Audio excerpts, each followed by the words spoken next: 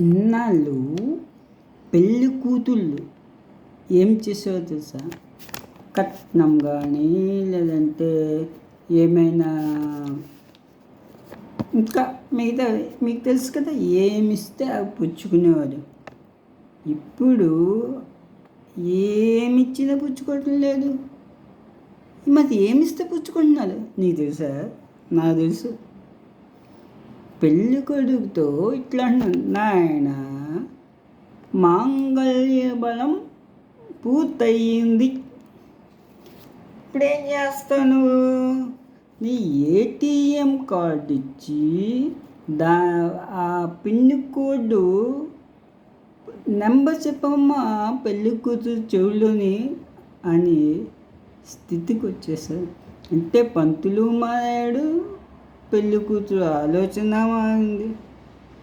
ఇది విషయం. అందుకే పెళ్ళి చేసుకోవద్దురా బాబు.